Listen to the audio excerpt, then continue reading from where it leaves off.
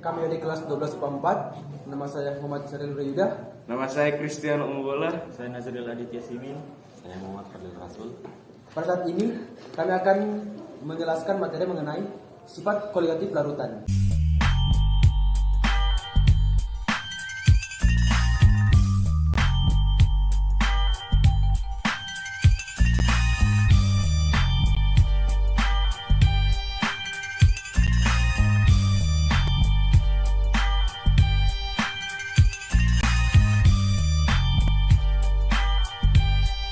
Video kali ini kita akan belajar materi kimia kelas 12 semester 1, yaitu tentang sifat koligatif larutan. Nah, untuk bisa mempelajari sifat koligatif larutan, sebelumnya kita harus memahami terlebih dahulu apa itu larutan, perbedaan larutan elektrolit dan non-elektrolit, kemudian satuan-satuan konsentrasi, di mana materi-materi ini sudah pernah dipelajari di kelas 10 ya. Oke, kita lanjut ke sifat koligatif larutan atau yang bisa kita singkat dengan SKL. Sifat koligatif larutan atau SKL adalah sifat larutan yang bergantung pada jumlah atau banyaknya partikel zat terlarut dan bukan atau tidak bergantung pada jenis zat terlarutnya. Nah, sifat koligatif larutan ini ada 4 ya. Yang pertama adalah penurunan tekanan uap, disimbolkan dengan delta P. Yang kedua, kenaikan titik didih yang disimbolkan dengan delta TB. Yang ketiga, penurunan titik beku, disimbolkan dengan delta TF. Dan yang keempat, tekanan osmosis yang disimbolkan dengan P. Nah, pada video ini yang akan kita bahas hanya sifat koligatif larutan pertama ya, yaitu penurunan tekanan uap atau delta P. Sedangkan untuk SKL lainnya akan kita bahas di video-video selanjutnya. Apa itu tekanan uap? Tekanan uap adalah nilai yang menunjukkan kecenderungan suatu cairan untuk menguap. Jadi, jika suatu atau cairan mempunyai tekanan uap yang tinggi, itu menunjukkan bahwa zat atau cairan tersebut mudah menguap. Sebaliknya, jika zat atau cairan mempunyai tekanan uap yang rendah, menunjukkan bahwa zat atau cairan tersebut sukar menguap. Lalu, apa itu penurunan tekanan uap? Penurunan tekanan uap atau yang disimbolkan dengan delta P adalah berkurangnya tekanan uap suatu larutan relatif terhadap tekanan uap pelarut murninya.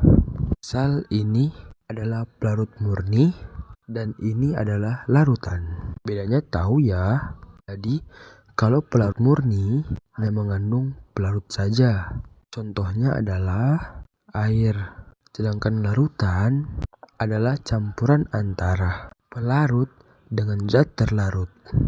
Contohnya cairan air dengan gula atau larutan gula. Manakah yang lebih mudah menguap? Pelarut murni atau larutan? Nah, ternyata larut murni itu lebih mudah menguap dibandingkan dengan larutan. Artinya, larutan sukar menguap. Kenapa?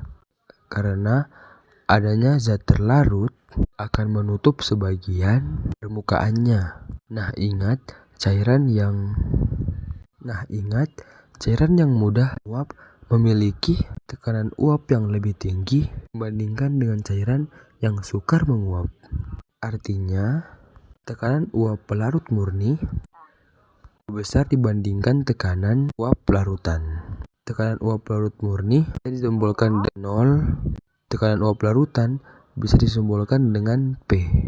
Jadi, P0 lebih besar daripada P.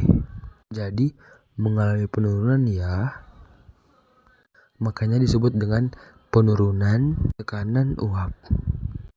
Untuk mengetahui besar penurunannya atau delta P, berarti sama dengan P0 dikurang P. Nah, selain menggunakan persamaan ini, kita juga bisa menentukan besarnya penurunan tekanan uap atau delta P dengan menggunakan rumus yang lain, yaitu P sama dengan P0 dikali XT. Rumus ini merupakan pengembangan dari persamaan sebelumnya ya, yaitu delta P sama dengan P0 dikurang P. Kemudian, jika yang ditanya adalah tekanan uap larutan, kita bisa langsung menggunakan rumus P sama dengan P0 dikali XP. Rumusnya hampir sama ya. Kalau untuk mencari delta P atau penurunan tekanan uap dikali dengan XP, sedangkan kalau untuk mencari tekanan uap larutan, rumusnya dikali dengan XP. Kita buat keterangannya ya. P adalah tekanan uap larutan, P0 adalah tekanan uap jenuh pelarut, kemudian X adalah salah satu konsentrasi larutan, yaitu fraksi mol. Berarti kalau XT adalah fraksi mol zat terlarut, sedangkan XP adalah fraksi molnya pelarut. Nah, untuk mencari X atau fraksi mol, berbeda antara fraksi mol larutan elektrolit dan larutan non-elektrolit. Jadi, untuk larutan non-elektrolit, persamaan ini bisa kita jabarkan menjadi delta P sama dengan P0 dikali 0 zat terlarut per 0 total atau 0 zat terlarut ditambah dengan 0 pelarut. Begitupun halnya dengan persamaan ini ya. Nah, ini bisa kita jabarkan menjadi P sama dengan P0 dikali mol pelarut, karena dia fraksi mol pelarut ya, dibagi dengan mol campuran atau larutan, yaitu NP ditambah NT. Jadi, N adalah jumlah mol ya. Jika belum diketahui, salah satu cara untuk mencari jumlah mol adalah rumusnya, yaitu gram per mr. Oke, bagaimana dengan larutan elektrolit? Untuk larutan elektrolit, penjabaran dari rumus ini menjadi delta P sama dengan P0 dikali mol zat terlarut, kemudian dikali I dibagi dengan mol zat terlarut dikali I ditambah dengan mol pelarut. Sedangkan untuk mencari tekanan uap larutan elektrolit, rumusnya bisa kita jabarkan menjadi P sama dengan P0 kali NP per NT ditambah NT dikali I. Apa itu I? I adalah faktor Van Hoff. Faktor Van Hoff ini bisa kita cari menggunakan rumus I sama dengan 1 ditambah N dikurang 1 dikali alfa. N di sini adalah jumlah ion, sedangkan alfa adalah derajat ionisasi. Nah, untuk larutan elektrolit kuat, karena derajat ionisasinya sama dengan 1, maka nilai faktor Van Hoff-nya atau I-nya sama dengan N atau jumlah ion. Oke, jelas ya? Jadi ini rumus untuk mencari delta P dan P larutan non elektrolit. Lalu ini rumus untuk mencari delta P dan P untuk larutan elektrolit. Untuk lebih jelasnya, kita akan langsung membahas contoh soal. Tekanan uap air murni pada 25 derajat Celcius adalah 23,76 mmHg. Jika ke dalam 90 gram air, MR-nya 18, dilarutkan 18 gram glukosa yang MR-nya 180, maka penurunan tekanan uap larutan adalah, kita buat yang diketahuinya dahulu, tekanan uap air murni.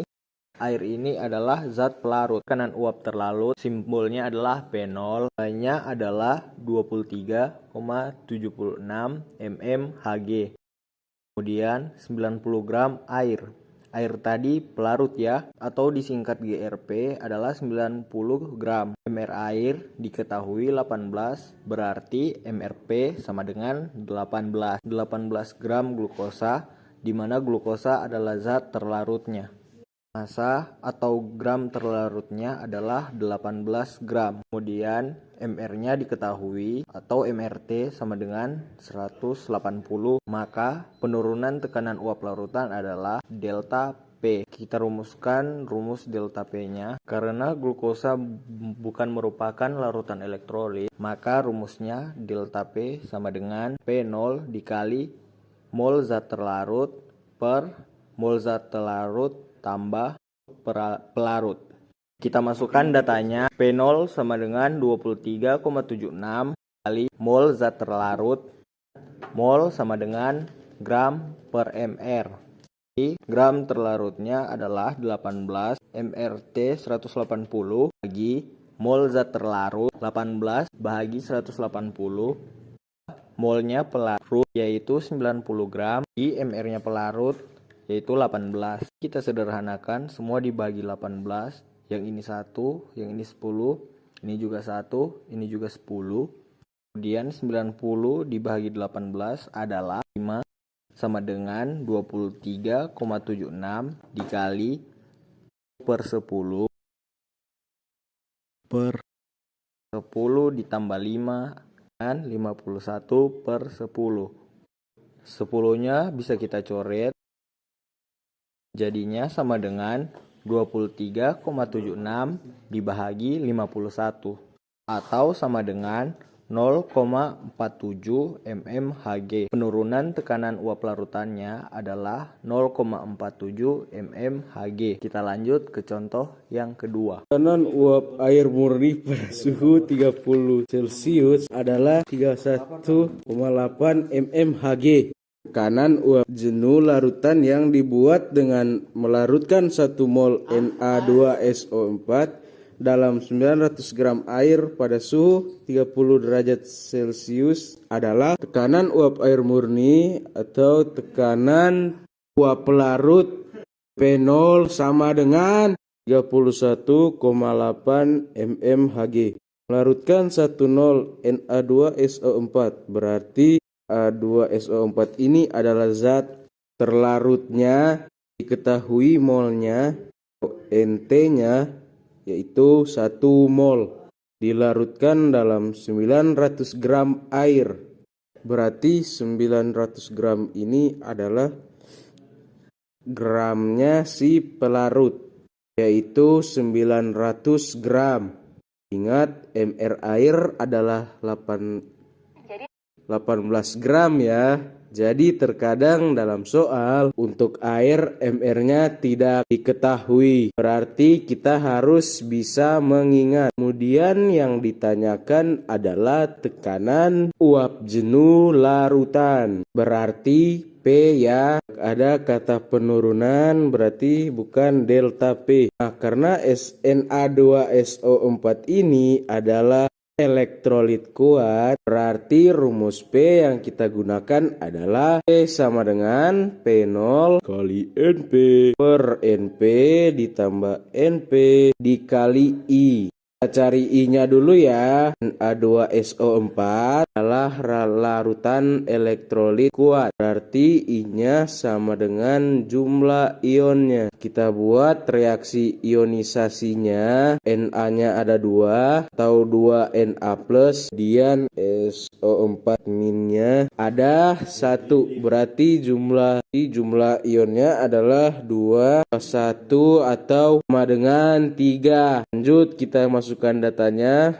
P0-nya adalah 31,8 dikali NP atau mol pelarutnya itu 900 bagi 18 per NP-nya 900 dibagi 18 ditambah NT-nya adalah 1 mol, itu dikali I-nya adalah 3. Kita sederhanakan, 900 dibagi 18 adalah 50, ini juga adalah 50, jadinya sama dengan 31,8 dikali 50 per 50 ditambah 1 kali 3.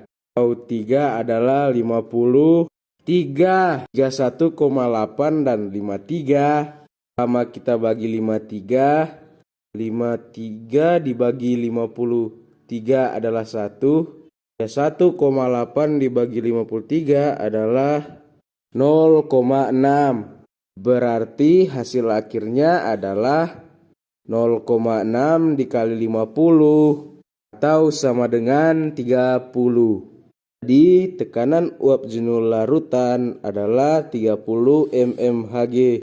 Oke, bisa dipahami. Penjelasan materi kami mengenai sifat koligatif larutan. Terima kasih. Arigato. Menendang. Syukron.